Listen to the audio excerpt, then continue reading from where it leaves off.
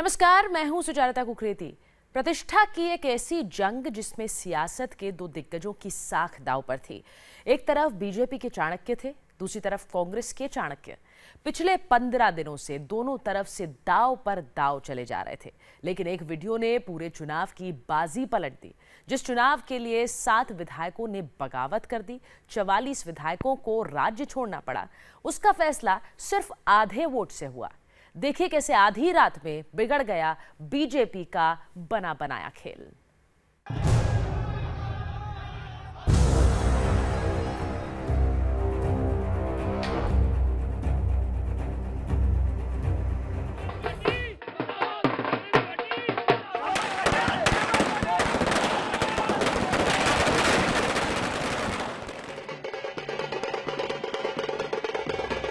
ना ऐसा कभी देखा, ना ऐसा कभी सुना।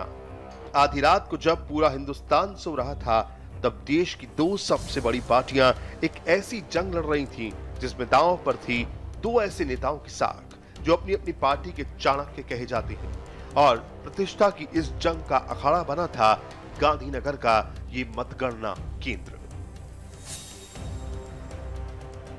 रात 1:30 बजे का वक्त था। सबकी धड़कनें तेज थी, क्योंकि बैलेट बॉक्स में कैद मतपत्रों से राजनीति के दो धुरंधरों के सियासी रसूख का फैसला होना था। एक तरफ बीजेपी के बलवंत सिंह थे, जिन पर अमित शाह ने दांव लगाया था।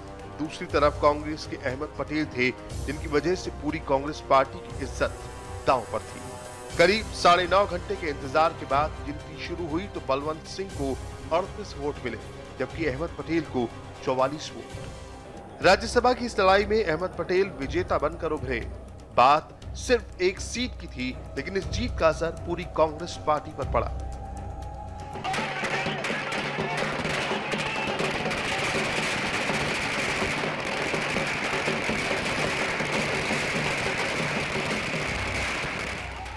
अचानक से पूरी कांग्रेस पार्टी में जान आ गई।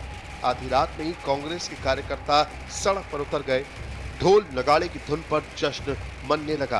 दिल्ली से बेंगलुरु तक पटाखे फूटने लगे, क्योंकि इस लड़ाई में कांग्रेस अध्यक्ष के सबसे करीबी नेता अहमद पटेल की साख दांव पर थी। अहमद पटेल की जीत के बाद कांग्रेस के दिग्गज नेताओं ने भी राहत की सांस दी, क्योंकि उन्हें भी बखूबी एहसास था कि अगर हार हुई तो ये सोनिया गांधी की हार मानी जाएगी। ये बहुत बड़ी जीत है हमारे लिए, क्योंकि इन्होंने तो स्टेट पावर का इस्तेमाल किया, पैसों का इस्तेमाल किया, हर चीज का इस्तेमाल किया, लेकिन ये असफल रहे।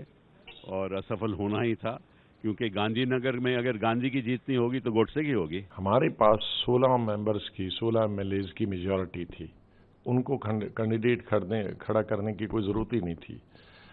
लेकिन जब कैंडिडेट उन्होंने खड़ा किया, उसका मतलब है कि वो चोरियों पर विश्वास रखते हैं, और चोरियां करने का, एमएलएज को चोरी करने का, एमएलएज को पैसे देने का, एमएलएज को अगवा करने का, ऑफिसर्स को इस्तेमाल किया, स्टेट गवर्नमेंट को इस्तेमाल किया, सेंट्रल गवर्नमेंट को इस्तेमाल किया। गांधीनगर में एक तरफ कांग्रेस अहमद पटेल की जीत का जश्न मना रही थी, दूसरी तरफ बीजेपी के कार्यकर्ता नारेबाजी कर रहे थे।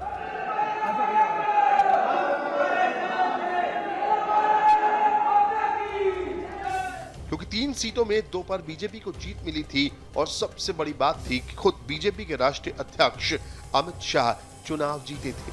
अमित शाह ने विक्ट्री साइन दिखाकर अपने कार्यकर्ताओं का हौसला बढ़ाया, लेकिन गांधीनगर से दिल्ली तक लोग शाह की इस जीत में भी हार तलाशते दिखे। जो जीता वही सिकंदर। लोकतंत्र है, डेमोक्रेसी है। अहमद पटेल को हराने की पूरी कोशिश हुई और कांग्रेस की तरफ से जिताने की कोशिश है, लेकिन अहमद भाई जीत गए हैं, उनका अभिनंदन करना चाहिए। मैं यही कहूँगा, सत्य की जीत है, और प्रजातंत्र में आज भी है कि सत्यता को हराने वाला कोई नहीं, चाहे जितना दावा करे। चुनावी नतीजों से पहले बीजेपी के नेता बड़े बड़े दावे कर रहे थे। दिल्ली से गांधीनगर तक बीजेपी के नेता तीसरी सीट पर भी जीत को लेकर पूरी तरह आश्वस्त थे, लेकिन अहमद पटेल की सटीक रणनीति के आगे सारा खेल खराब हो गया। सारे दावे धरे के धरे रह गए। जीते हैं ये बात सही है, पर कांग्रेस के 57 वोट थे, 4 उनके समर्थक थे, 61 वोट थे उनके पास।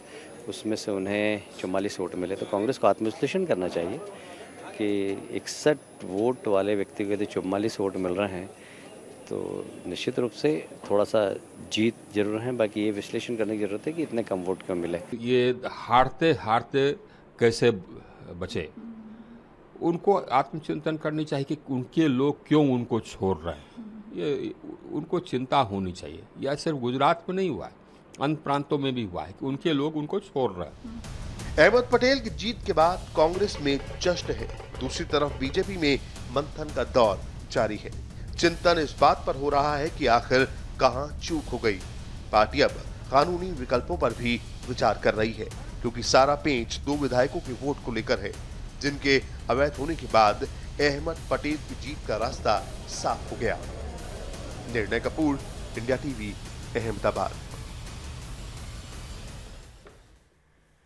गुजरात में 3 सीटों पर चुनाव थे। स्मृति ईरानी और अमित शाह की जीत पहले से तय थी, लेकिन सारी कवायद तीसरी सीट को लेकर थी, जिसके दावेदार अहमद पटेल थे।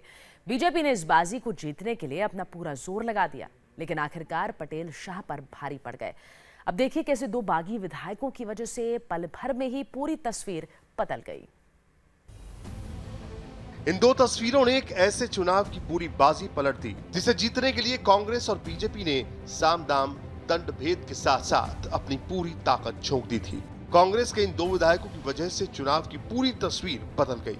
ये तस्वीर कांग्रेस की बागी विधायक राघव जी पटेल की है। उस वक्त की जब राघव जी पटेल अपना वोट डालने पहुंचे थे। जिस जगह पर बैलेट बॉक्स रखा था, उसके बगल में कांग्रेस के पोलिंग एजेंट शक्ति सिंह गोहिल बैठे थे।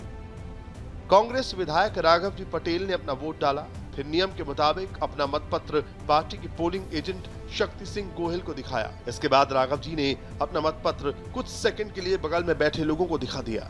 कुछ इसी तरह की गलती कांग्रेस के दूसरे बागी विधायक भोला भाई गोहिल ने की। भोला भाई ने भी अपना मतपत्र पहले शक्ति सिंह गोहिल को दिखाया, इसके बाद मतपत्र को सामने बैठे बीजेपी नेताओं की ओर घुमा दिया। कांग्रेस ने अपने दोनों बागी विधायकों की शिकायत चुनाव आयोग से की। नियम है कि मतदाता अपना बैलेट पेपर सिर्फ अधिकृत एजेंट को ही दिखा सकते हैं। कांग्रेस के पोलिंग एजेंट ने पहले रिटर्निंग ऑफिसर से शिकायत की, फिर चुनाव आयोग से दोनों का वोट रद्द करने की मांग की। अपने ही 2 बागी विधायकों का वोट रद्द कराने के लिए कांग्रेस ने अपनी पूरी ताकत झोंक दी। रणदीप सुरजेवाला, अशोक गहलोत और पी चिदम्बरम जैसे दिग्गज कांग्रेसी भागे भागे चुनाव आयोग पहुंचे। जवाब में बीजेपी के केंद्रीय मंत्री भी चुनाव आयोग पहुंचे। 4 घंटे के अंतराल में बीजेपी और कांग्रेस के नेताओं ने 3-3 बार आयोग में हाजिरी लगाई।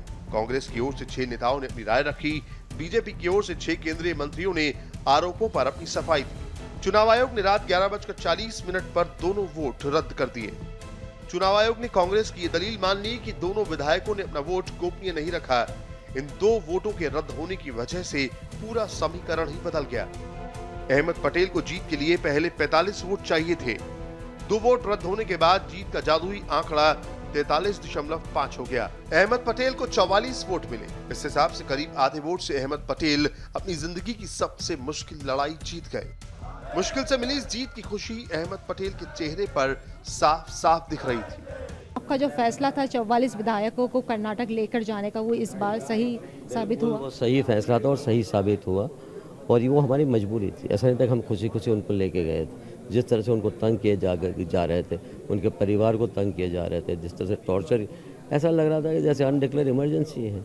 जिस तरह से सारी एजेंसियां लगी हुई थी, हमारे पास और कोई रास्ता क्या था। फिर आप चाणक्य साबित हो ही गए एक बार फिर से। मैंने कभी एक क्लेम न तो किया है, न तो पहले भी किया है, न तो अभी कर रहा हूँ, न तो भविष्य में करूँगा। मैंने कभी भी चाणक्य होने का क्लेम किया ही नहीं है और मैं करूँगा भी नहीं।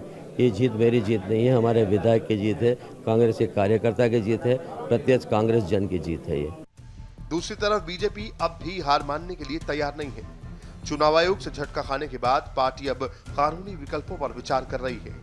केंद्रीय मंत्री मुख्तार अब्बास नकवी ने चुनाव आयोग के फैसले को असामान्य बताया। उसमें कई जेन्युइन टेक्निकल इशू थे और वो जेन्युइन टेक्निकल इशू को लेकर के चुनाव आयोग से स्वाभाविक तरीके से एक राजनीतिक पार्टी के नाते हम लोगों ने चुनाव आयोग से अपनी बात कही। अब चुनाव आयोग ने जो फैसला किया है वो एक्स्ट्राऑर्डिनरी है और उसका अध्ययन हम कर रहे हैं, और अध्ययन करने के बाद जो है वो उस पर क्या आगे करना है वो करेंगे। हमसे कोई चूक नहीं हुई है। वो लोग जो उनकी पार्टी के खिलाफ मतदान करना चाहते थे उन्होंने किया भी, तो चुनाव आयोग ने उसमें 2 वोट कैंसिल कर दिए, उसके कारण। तो सर कोई कानूनी विकल्प आप तलाश रहे हैं क्या? अभी हमारे कानूनी विशेषज्ञ चर्चा चल रही है।